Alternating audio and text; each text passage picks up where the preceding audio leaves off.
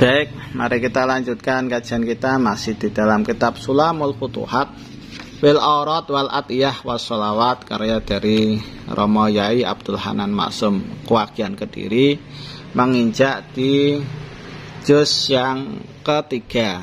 Ya, juz yang ketiga. Nah, kita mulai. Di halaman 2. Bismillahirrahmanirrahim. Fatihah Al-Karomah. Jadi ada Fatihah Keramat. Fatihah Keramat ini kalau kita jumpai di dalam kitab aslinya, ada di dalam kitab Khazinatul Asrar, karya dari Syekh Muhammad Hakim Nazili. Ya. Fatihah Keramat ini untuk faedah atau kegunaannya membuka kebaikan, meluaskan rezeki, untuk memperbaiki akhlak, untuk hatinya supaya terang, untuk diberi mudah semua masalah kehidupan yang dia jalani, untuk menghilangkan kesusahan, untuk menghasilkan apa yang dia inginkan atau dicita-citakan, untuk kemuliaan, untuk kewibawaan, untuk supaya tinggi derajatnya, kemudian diberi barokah, hasil semua hajatnya, terus baik agamanya, mendapatkan pertolongan dari Allah, mendapatkan kemenangan,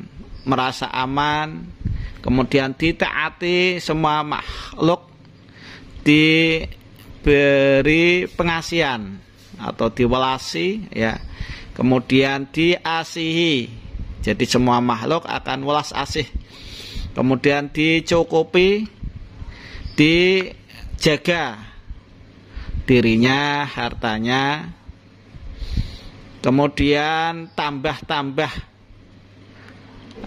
menjadi barokah hartanya, jadi hartanya semakin tambah-tambah, kemudian bisa naik derajatnya, kemudian bisa memperbaiki anak dan pasangannya, ya, anak pasangan itu maksudnya suami istrinya, kemudian bisa hidup enak, nggak bakal kesulitan dalam mencari ekonomi, bisa bahagia, kemudian dijaga juga khodamnya dari berkhianat.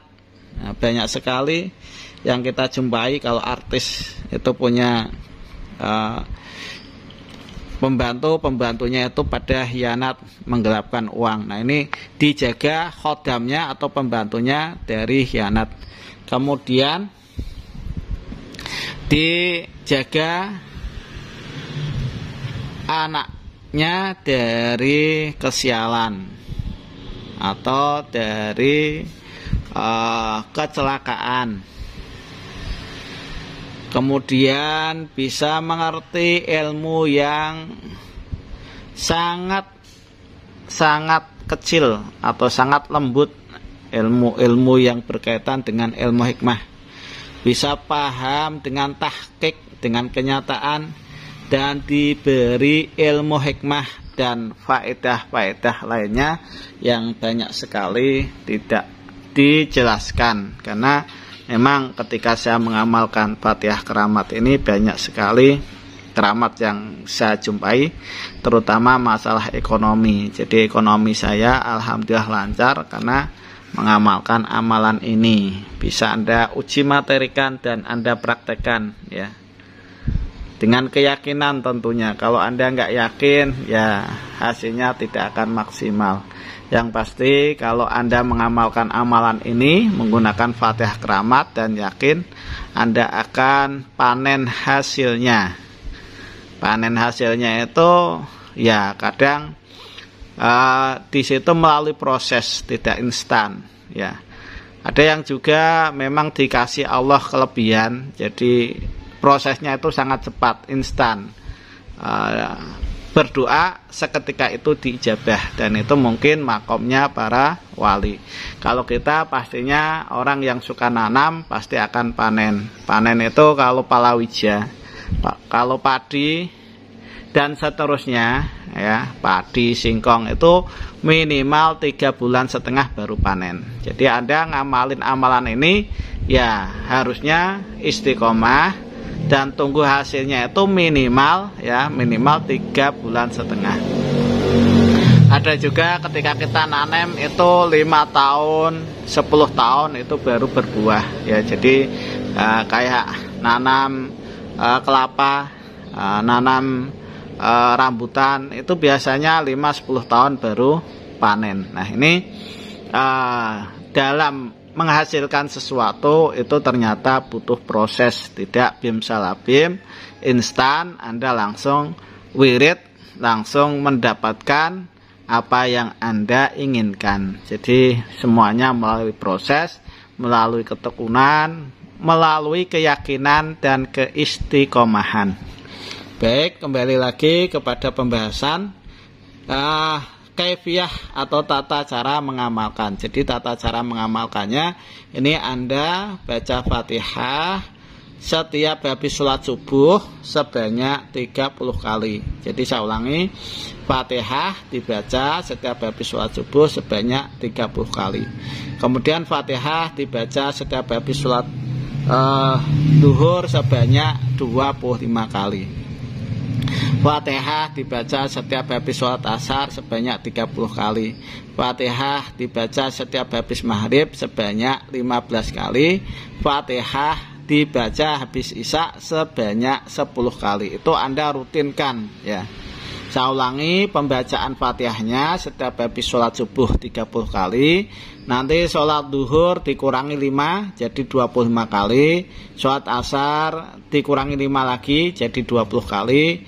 Sholat maghrib dikurangi 5 lagi ya, jadi 15 kali. Kemudian sholat isya dikurangi 5, 15 kurangi 5 menjadi 10 kali. Jadi itu Anda dawamkan, Anda istiqomahkan secara kontinu, secara istiqomah. Dan Fatihah tersebut juga diamalkan selama 7 hari di dalam tiap-tiap sebulan, diawali dari hari Minggu atau Ahad pertama yang ada di dalam bulan tersebut. Jadi kalau seandainya Anda jumpai bulan Rejab ya, Rejab berarti minggu pertamanya di tanggal Rejab itu Anda amalkan amalan ini ya. Tata caranya itu nanti untuk hari Minggu atau Ahad, Fatihahnya Anda baca sebanyak 70 kali. Kemudian untuk hari Senin, Fatihahnya dibaca sebanyak 60 kali. Kemudian hari Selasa, Fatihahnya dibaca sebanyak 50 kali. Kemudian hari Rebu, Fatihahnya dibaca sebanyak 40 kali. Hari Kamis, Fatihahnya dibaca sebanyak 30 kali. Hari Jumat, ini Fatihahnya dibaca sebanyak 20 kali. Kemudian hari Sabtu Anda baca Al-Fatihahnya sebanyak 10 kali. Al-Fatihah pasti Anda paham apa yang dibaca ya. Al-Fatihah itu ya Al-Fatihah. A'udzubillahi minasyaitonirrajim. Bismillahirrahmanirrahim. Alhamdulillahirabbil alamin. Arrahmanirrahim. Maliki yaumiddin. Iyyaka na'budu wa iyyaka nasta'in. Ihdinas siratal mustaqim. Siratal ladzina an'amta 'alaihim ghairil maghdubi 'alaihim waladdallin. Rabbi firli wali walidayya wa li jami'il muslimina amin, atau waladdallin amin ya. Nah itu Anda setelah membaca kemudian Anda tutup menggunakan doa ini ya. Anda tutup menggunakan doa ini, yang dibaca adalah Ilahi ilmu kakafin anis su'al, ikfini bihaqil fatihati sualan wa karamuka kafin anil maqal akrimni bihaqil fatihati maqalan wa hasil ma fi dhamiri. Saya ulangi, ilahi ilmu kakafin anis sual ikfini bihaqil fatihati sualan wa karamuka kafin anil maqal akrimni bihaqil fatihati maqalan wa hasil ma fi dhamiri.